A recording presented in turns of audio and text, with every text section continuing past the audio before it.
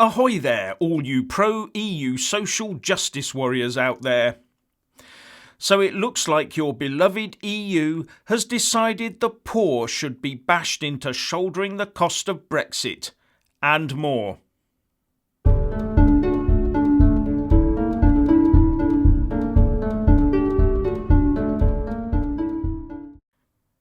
Firstly, as ever, please kick that YouTube algorithm up the jacksie by giving this video a big fat like. News is emerging that the EU has plans to ensure that it can weather any shortfall it suffers because of the loss of UK funding post-Brexit by squeezing the poor. But not only that, the EU wants to use some of the money saved this way to spend on more defence. In the budget that finishes at the end of 2020, there is an EU fund of €3.8 billion for the most deprived people. But this disappears from the new budget starting in 2021. So you pro-EU lovies, herald your new EU empire built on the backs of the poor. Now, I can already predict the reaction from the UK pro-EU lobby, blaming Brexit for the poor across the European Union having to bear the brunt of the EU budget shortfall. If only we'd stay, they will weep, so the poor can be fed. These will be the same people that have been bleating on for years about the so-called ideologically driven austerity by the UK Tory government.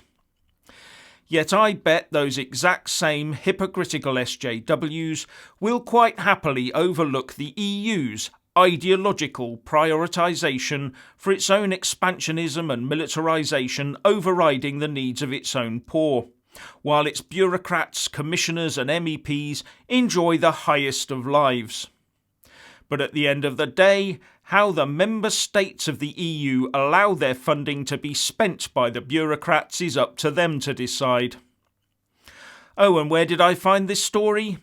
In The Guardian, not the Mail, not the Telegraph, or not the Express. So to the lefty types it's written in tablets of stone and must be true. According to the Guardian report, the president of the European Food Banks Federation, Jacques van den Schrik, said that these plans posed a risk to both the needy and to the stability of society as a whole. And on its website, the European Food Banks Federation says that together in 2018, we provided 781,000 tonnes of food, equivalent to 4.3 million daily meals, to 45,700 charitable organisations for the benefit of 9.3 million deprived people.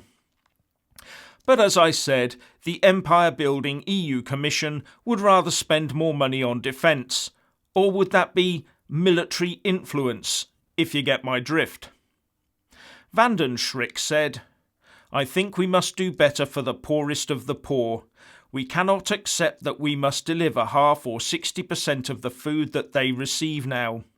The explanation is that the overall budget of Europe needs to be tightened up. Brexit is one of the arguments. The other is the need for the strengthening of the defence of Europe. But this will have an impact on health and social cohesion. It is a false economy to save on the poor. It is far better to increase their purchase power by giving them food so that the little money they don't spend on food they can spend on the economy." He also said that there would be an increase in instability and incivility. If people and their children are hungry, they will make plans. And this might not be very nice for society. We cannot make progress by leaving the poor on the side. This is not the way to make our society better. And to all those SJWs out there pointing fingers at the Tories, I hope you'll now get on your bicycles and hop across into the EU and try your bossy techniques on the Eurocrats. Or are you going to do what you normally do? Put a halo over the EU flag, despite what it's done in places like Greece, southern Italy and Catalonia, etc., while lambasting your own people and government for just wanting a self-governing nation. One silver lining of this budget squeeze, though, might be that Tony Blair will be refused the EU funding he's been asking for to fund his pet projects. But EU-based rubber dinghy manufacturers might do well out of it, though. Now, moving on. It looks like the Port of Calais is erecting signs to direct UK-only traffic into a separate lane for special control checks. So is this an indicator that we're leaving the EU on WTO terms when we leave the Brexit implementation period at the end of 2020? Does the erection of this new signage in Calais, which directs EU-bound UK traffic carrying food produce, animals and plants onto a separate lane for sanitary phyto-control checks, indicate that France, or the whole EU come to that, think we're headed for a no-deal Brexit in 12 months' time? Well, it could, but there are, maybe, other possibilities too. Just to clarify, sanitary phyto measures, or more fully, sanitary and phytosanitary, or SPS measures, are there to protect humans, animals and plants from diseases, pests and contaminants. So the EU may be planning for a no deal by the end of 2020, but they could also be looking to plan for a less than comprehensive free trade agreement, or a bare bones agreement, with the UK at the end of 2020 that does not cover all aspects of food and plant produce, as well as animals and maybe even pets. But the one thing it does indicate is that the realisation is dawning across the channel that the UK will be leaving the EU behind, deal or no deal, by the end of 2020. These signs were spotted by former advisor to Nigel Farage, Trixie Sanderson, reports The Express, and she said that the signs had not been up for very long, maybe just for a few days. So you do have to ask, why now? Won't these signs just cause confusion over the next year when nothing is meant to change? Why not wait until nearer the time? After all, these signs surely won't take that long to put up. So you could do all the background planning, then erect the signs if and when you need them. But there is another possibility, one that many might overlook.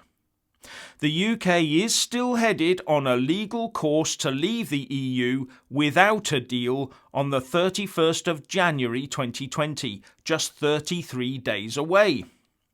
Despite all the talk about withdrawal agreement treaties and withdrawal agreement bills, the laws have not yet been passed, and the withdrawal agreement is yet to be ratified by both the EU and the UK.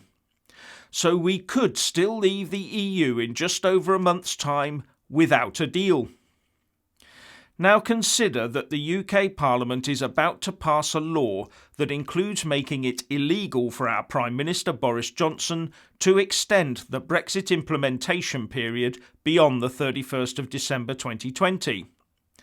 But further, as I explained in a video when the new withdrawal agreement bill was published, within that law, it also includes a clause that effectively prevents the UK government from signing up to anything binding between the EU and UK regarding the process of coming to a trade agreement, apart from the agreement itself.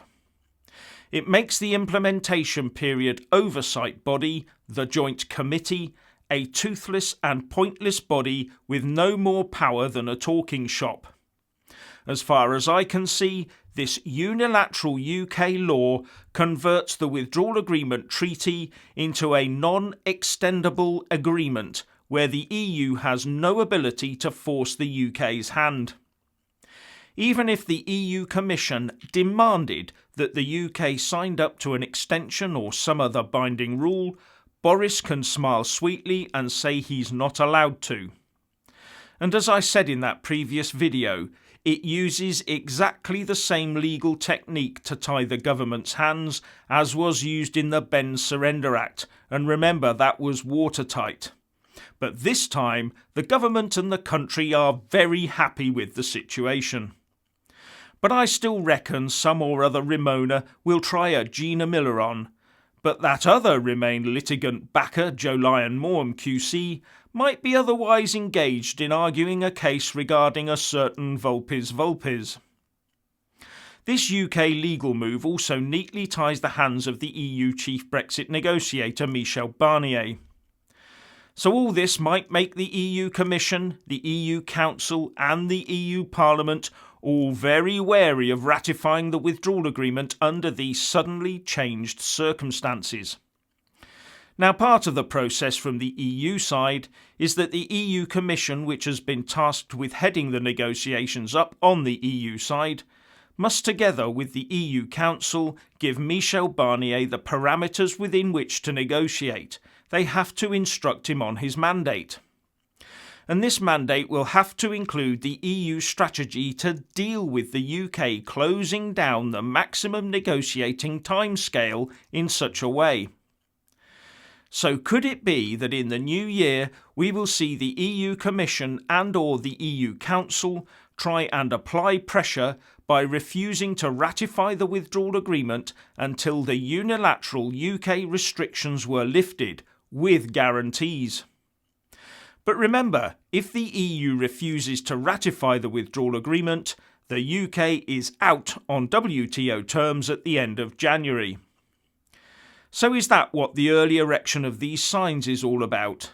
Telling us that the EU is prepared to go no-deal Brexit on the 31st of January unless we agree to the possibility to extend the implementation period talks beyond the 31st of December next year.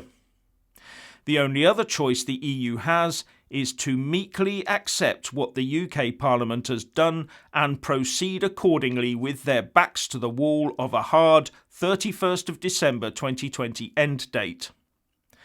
And if the EU ratifies the withdrawal agreement knowing this to be the case, one supposes they'll have no recourse in law to complain because they will have known exactly what they were signing up to.